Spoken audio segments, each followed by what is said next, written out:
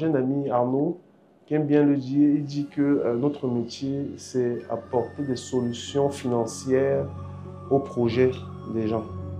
Tu vois, c'est apporter des solutions financières. C'est-à-dire, à chaque projet que tu as, projet de vie, projet d'investissement, projet pour ta famille, projet professionnel, il y a un volet décision, il y a un volet financier.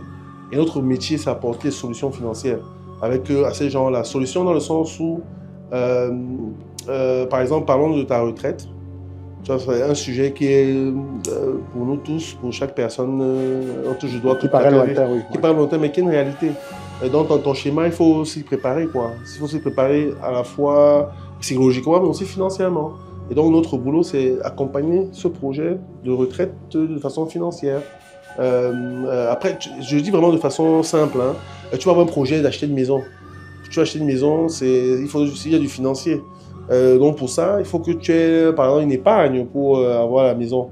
Donc on ne va pas te faire ton business plan, aller faire ton crédit, mais on va t'aider de façon financière, mais grâce à tes propres moyens, hein, bien sûr, c'est pas en cherchant de l'argent extérieur, grâce à tes propres moyens de t'organiser pour préparer, tu as un projet pour tes enfants. Et tu as des enfants qui doivent, dans un schéma aussi à un moment, il faut qu'ils aillent par exemple à la fac, ou même qu'ils se marient, quand ils seront plus grands, ça a un coût. Donc, on t'aide à trouver des solutions, on apporte des solutions via des produits financiers sur ce type de problématique. Je ne sais pas si c'est simplement dit. Donc en fait, globalement, tu aides les gens à placer leur argent. On aide les gens à placer leur argent pour leur projet. Et donc, je lâche partout, mais pas dans un endroit. Parce que je ne mets pas en Afrique centrale. Voilà. Et je dis, mais comment ça se fait qu'il n'y ait pas. Pourquoi, genre, Côte d'Ivoire, je vais en Côte d'Ivoire, il y a déjà la BAVM. L'Afrique du Sud qui est 90% de l'activité de marché du continent, Égypte, Ghana, Nairo, Kenya.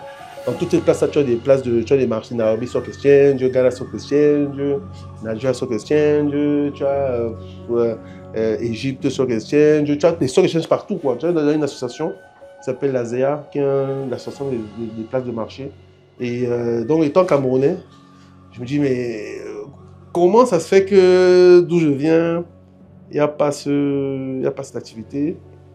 Très rapidement, c'est pour ça que l'idée commence à germer, quoi. À germer. Ouais, à germer. Et commence à germer. Après, il y a un accélérateur. Parce que je vais aux États-Unis faire une formation. Je vais faire aux États-Unis faire une formation. Et mon prof, à l'époque, je lui dis ce que je fais, tout ça. Et je lui dis, voilà, je pense à. Je travaille dans l'asset management. Tu vis où? Ma famille vivait toujours à Paris. Donc, ils sont venus au Maroc avec moi, ils sont repartis à Paris. Et je lui dis un peu ce que je fais. Et il me dit, non, mais pourquoi tu fais pas ça chez toi? Je dis, non, mais ça demande des capitaux. Je dis, non, non, mais s'il n'y a pas, va faire chez toi. Tu vois ce que je veux dire? C'est comme ça que il y a un accélérateur dans ma tête, quoi. Tu vois? Et j'ai la chance, à la même époque, qu'un groupe marocain a la même idée. Donc ils me disent, Marc, on veut créer, vivant au Maroc en plus, tu vois, j'étais le gars qui parle un peu, je parle un peu d'Eridja, le langue, l'arabe, le marocain. Ils me disent, voilà, il faut qu'on m'envoie au pays, je fais 8 mois avec eux. Et très vite, on a des divergences stratégiques sur la vision de la boîte. Et c'est pour ça que je lance en 2017 ma société, quoi. Aujourd'hui, je suis très content de vous amener rencontrer un génie de la finance, Marc Kamga, qui dirige Harvest, qui n'est rien d'autre qu'une société d'asset management. C'est quoi l'asset management? C'est peut-être la question que tu te poses. Eh bien, il va y répondre pour nous. Mais globalement, son métier consiste à placer de l'argent à moyen et long terme pour des grandes fortunes africaines, mais pas que. Et tout cela, tu vas le découvrir dans cette interview. Je suis aussi très content parce que Marc a accepté d'être avec nous à Back to Africa comme speaker. Il faut dire qu'il vient tous les ans quasiment. Cette année, il va prendre la parole et ce sera l'occasion pour toi de découvrir comment tu peux placer ton argent intelligemment. C'est une problématique hyper importante pour chacun d'entre nous parce qu'on le sait tous. Ce qui est important avec l'argent, ce n'est pas simplement le gagner, mais comment le placer pour qu'il travaille pour toi. Les places sont encore disponibles à tarif hyper promotionnel dans la barre de description. Que ce soit pour participer en présentiel, rencontrer des invités comme Marc, ou alors si tu ne peux pas être là, à distanciel, je t'invite à prendre ta place dès à présent. Je ne t'en dis pas plus, alors rejoins Marc.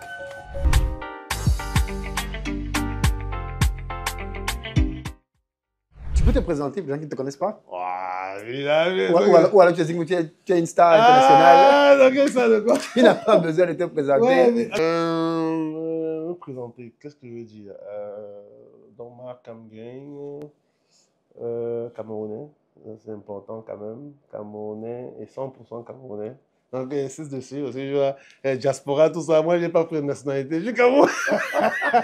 J'ai pas pris je suis pas diaspora quand je reparte tout ça. Non, non, on est 100% Camerounais. Tu répètes quand même. Non, non, oui, je reparte quand même, mais 100% Camerounais. Et mon père de 3 enfants, de 3 jeunes, 3 belles filles. Leurs photos arrivent là. Je trouve que maintenant je mets leurs photos. Beaucoup de gens me demandent souvent où elles sont. Donc, marié, bien entendu. Depuis combien d'années? Ça fait 30 ans que je connais ma femme. Marié depuis 16 ans maintenant. C'est pas mal quand même. Je connais depuis 30 ans. Donc, physicien à la base. Donc, études de physique. Ah ouais? Ouais, études de physique. Beaucoup de gens pensent que financier, non. J'ai fait de la physique à la fac. J'ai fait de la physique à la fac et après, Où? Quelle fac? à Jussieu. J'ai fait Ok. Jussieu Paris, Paris 7. Pas 6, j'ai fait Jussieu Paris 7. Mais après, j'ai fait un master finance et informatique. J'ai fait un master finance et informatique et c'est suite à mon master que Toujours à j'ai. Jussieu? Non, pas à Jussieu, dans une petite école, Epita, Epitech, ça, je te dis quelque chose. Mais pourquoi peut-être ça me Voilà, parle? voilà, donc je faisais, c'était vraiment très IT. Et d'ailleurs, à Jussieu, après j'entre à ce général, en 2003. Dans ce général, comme un computer science, soit comme codeur, opérateur de vraiment ce qu'ils appelaient commando. Ils appellent les commandos, ceux qui développent des macros pour la salle de marché. Mais très vite, je comprends un peu ce que les gars, je comprends un peu ce qui se passe. Donc, ils me font entrer dans la salle en elle-même, quoi. C'est comme ça que je commence ma vie dans la finance en réalité, sur les activités de marché, c'est général jusqu'en 2009, bon, 2000 de 2004 jusqu'à 2007 sur les activités de trading propres. Et après 2008, c'est Jérôme Kerviel, je passe en risque. Donc, on a vécu ça en direct.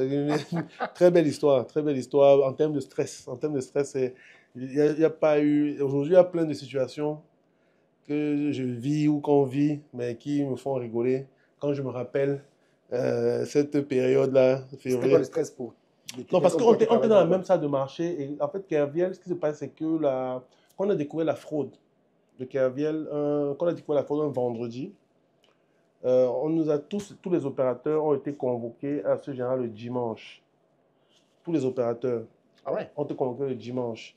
On avait découvert la fraude le vendredi. On a été convoqués le dimanche. Et le dimanche, donc, on a annoncé à toute la salle, de façon secrète, qu'il y avait un problème. La Société Générale avait une exposition hyper importante sur les activités de Kerviel et même sur l'activité globalement. Il y a eu une décision de complètement shut down toutes ces activités-là. Donc on a eu lundi, mardi et mercredi pour couper toutes les positions sans que le marché s'en rende compte, en restant à la Société Générale pendant 3 jours. Tu vois, il y a des douches, hein, il y a tout. Donc pendant 3 jours, on est resté sur place Ah ouais? à couper les positions. Et d'ailleurs, même là, celui qui était en charge du desk de carrière, c'est une superstar aujourd'hui. Hein. Bon, il est même parti maintenant, c'est une superstar générale. Donc, il fallait couper toutes les positions et revenir à zéro. Et après, évaluer le risque, la perte réelle. C'est là où il y a eu les 5 milliards. Parce que ça aurait pu être pire, en réalité. Les journaux l'ont dit après. Ça aurait pu être pire pour la Société Générale. L'exposition était plus grande. La vraie exposition. Donc, la perte de 5 milliards, ce n'est que le résidu de ce qui aurait pu être 50 et plus, quoi. Tu Ah vois? ouais? À ce Ouais, point? ouais, ouais, ouais, ouais, la banque était en risque. Hein. Elle était vraiment en risque. Et donc, le mercredi soir, il y a eu encore une réunion où, quand toutes les positions étaient coupées, c'est à ce moment qu'on a annoncé aux médias. Donc, le jeudi matin, quand tous les médias viennent faire affaire qui reviennent, nous, on est en train de rentrer chez nous. Donc, la salle est vidée. Tout le monde est en train de rentrer chez soi. Et là, au bouton pour sa démission. D'ailleurs, bouton, l'ancien président à l'époque, pour sa démission. Et c'est une vraie. Tu passes 3 4 jours là, dans un stress terrible. Et ça crée des liens même. Jusqu'aujourd'hui, moi, mon binôme, un ami, c'est un frère, quoi. Tu vois, c'est un frère. Tu as des personnes. Tu vois, quand tu vis certaines situations, ça crée des liens hyper forts, quoi. Donc, je dis ça pourquoi? Je dis, bon, après ça, 2008, février 2008, il y a une reconfiguration de la salle de marché. Parce que historiquement, les équipes de risque n'étaient pas aussi outillées que les équipes de trading de front. Donc, du coup, il y a une forme d'équilibre. Donc, moi, je suis passé en risque. Tu vas pas être en face maintenant, les gars. Quand tu dis fais ça, non, attention. Mais c'était plus la même histoire, quoi. Crise financière aussi, 2008. Donc, je suis revenu au Cameroun pour l'histoire, hein, pour le parcours. Je suis revenu au Cameroun fin 2009 dans une compagnie d'assurance où j'étais responsable financier, ensuite responsable de la trésorerie, directeur financier, où c'était très passionnant aussi.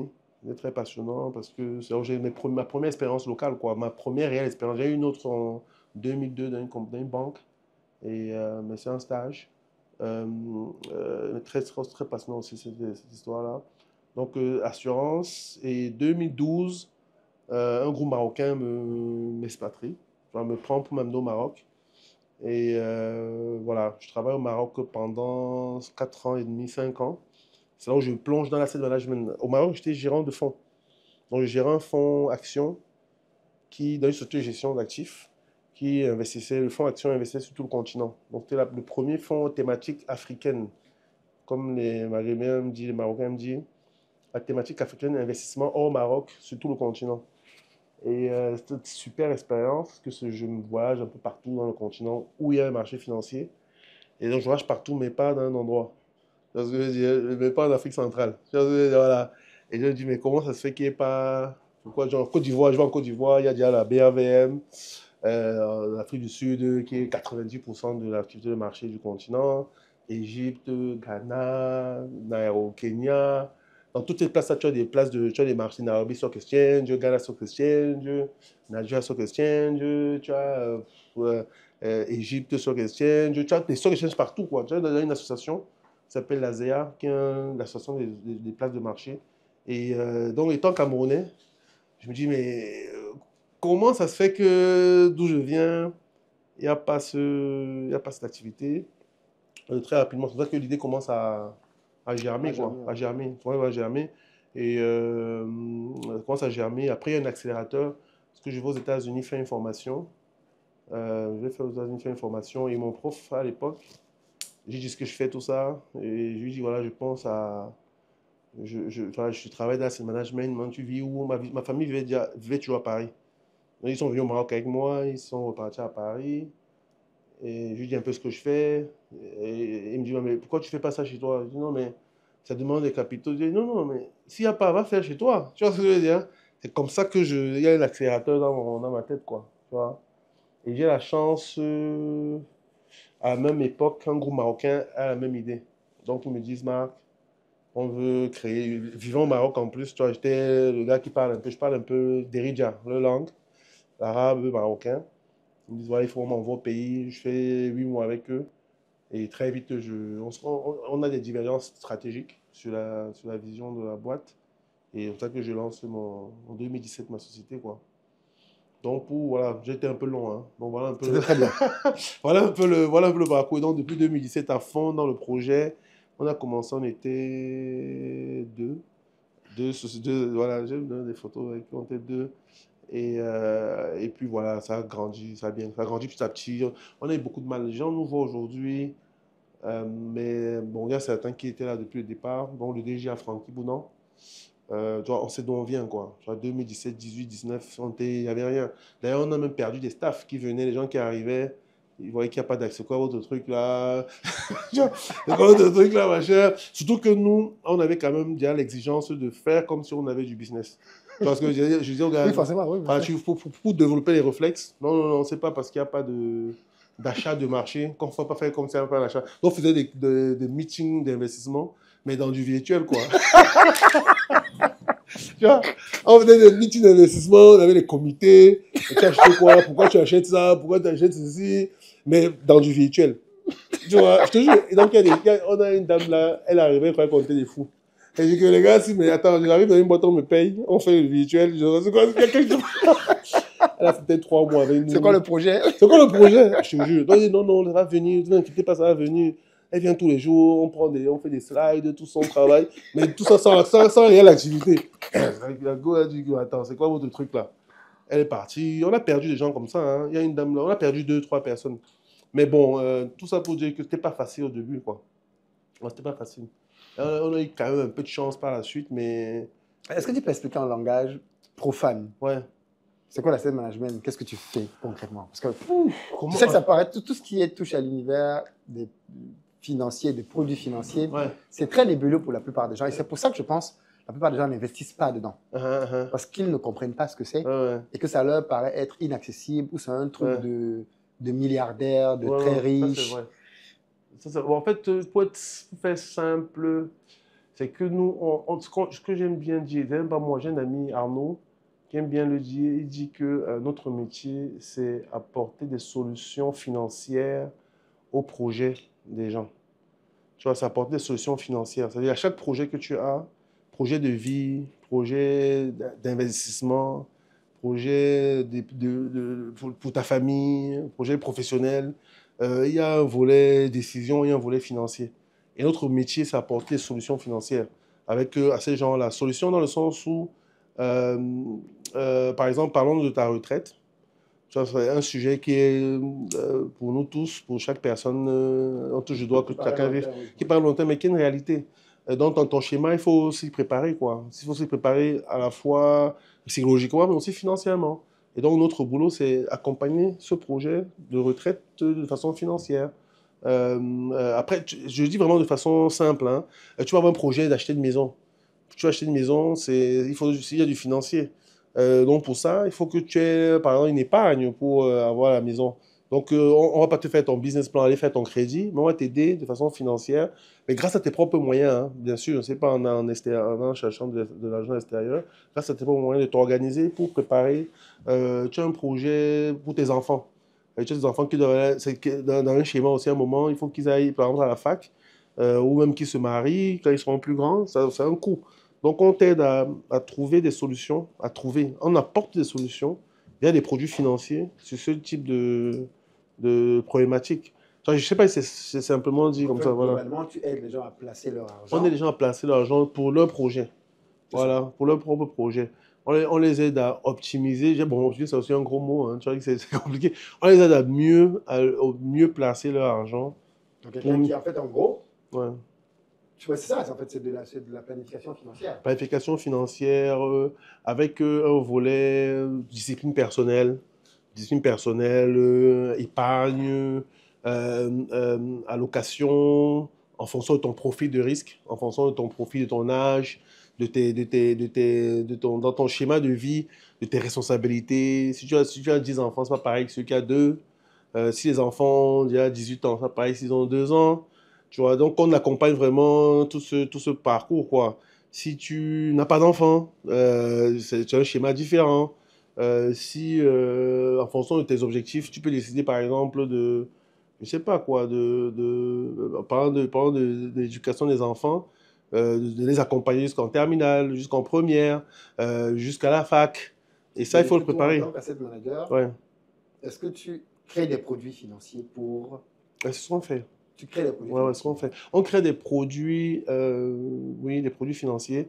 On le fait, nous, avec ce qu'on a le choix d'Harvest, c'est de le faire via nos partenaires bancaires. Oui. Voilà, de faire via Mais nos tu partenaires pourrais, bancaires. On pourrait, mais oui, on pourrait parce qu'en réalité, bon, on n'est pas banque. Donc, dans tous les cas, tu as besoin de quelqu'un, d'un tiers. Tu as besoin d'un tiers pour être celui qui garde réellement à la fois le patrimoine et aussi même les titres que tu achètes sur le marché financier. Mais on pourrait dans le sens où, dans tous les cas, tu as besoin de ce qu'ils appellent les dépositaires, quelqu'un qui est garant. Mais tu peux le faire de toi-même en t'associant avec un dépositaire, quoi. Ben, nous, quand je disais qu'on a fait le choix, c'est juste que quasiment tous nos produits sont des produits en fait de banque.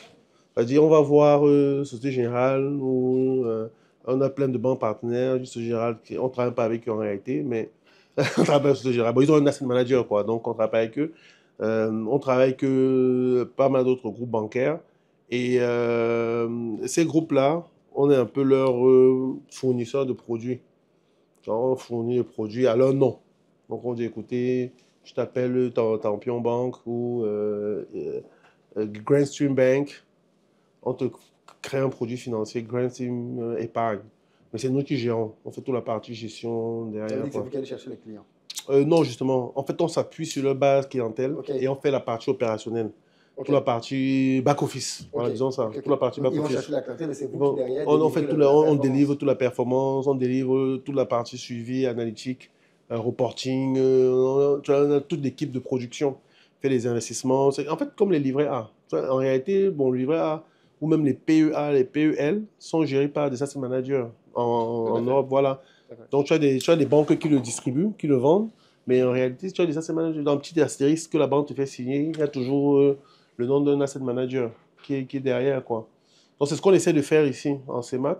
Et contrairement à ce que les gens pensent, mais d'ailleurs, même dans la définition même du produit, c'est ouvert au grand public, à la base. C'est parce qu'on s'est rendu compte que les gros patrimoines ont du stock pour préparer leur retraite. Ils ont moins de tension pour l'avenir, pour l'incertitude, quoi. L'étude qui a été faite, hein, il y a le taux de mortalité entre 64 et 69 est un des plus hauts, hein, dans notre zone. Le plus haut. Pourquoi? Parce que quand les gens vont à la retraite, en général, ils ont un pactole. 60 ans dans ton pactole. Donc tu as toujours plein d'amis parce que vous fonctionnez, tu as un peu le reste de l'argent. 62, 63, le pactole ne fait que diminuer. 64, tout le monde disparaît puisque tu ne peux plus payer les verres, tu peux plus. Tu as mal investi, tu n'es pas préparé, tu as mal investi et 65, tu te trouves seul. Tu te trouves seul, il y a ceux qui ont, entre guillemets, réussi. Quand on prend des verres, tout ça c'est bien. Un tour, un, deux tours. Tu ne sais pas quelle est la provenance de l'argent pour acheter le verre. Et donc, après, tu te retrouves tout seul, tu n'as plus de revenus, tu te retrouves à te dire que tu vas aller au village, tu n'as peut-être pas ta maison, et tout de suite, les gens partent. Hein. Je parle des grandes institutions, où on a planifié la retraite des gens, où à leur sortie, ils ont quelque chose, on leur donne peut-être 100 millions, 200 millions. Ils sont contents, c'est le Crésus, puisque au tout début, là, il y a machin, et tu fais des mauvais placements, une maison, tu peux plus, tu as un peu la force pour suivre tous les papins, et c'est cuit, quoi, tu vois, tu perds, tu fais escroquer, tout ça, et tu as un gros taux de mortalité, je te dis, tu peux regarder, ouais, faire le point. Voilà, exactement. Après, c'est ça que tu as, donc tout ça, c'est la planification, tout ça, c'est... On essaie de sensibiliser beaucoup de gens à ce sujet-là. Et pas qu'au Cameroun, on le fait dans la CEMAC. Hein. On a un client qu'on aime beaucoup, qui lui, dans sa logique, c'est que les produits financiers... Aujourd'hui, les produits financiers couvrent via tous ses salaires. Aujourd'hui. C'est-à-dire que c'est simplement les produits financiers, indépendamment de son activité de base, où il fait ses marges normales, tout ça, la partie produits financiers paye tous ses salaires. Excellent. Et son objectif avec nous, c'est que les produits financiers payent toutes ses charges. En plus du salaire, l'électricité. Donc, c'est ça l'objectif. Aujourd'hui, tous les salaires sont couverts par les produits financiers. Donc ils dégagent du plus. Tu te rends compte que les gens qui savent s'y prendre, en réalité, tu peux payer beaucoup de tes charges avec tes placements.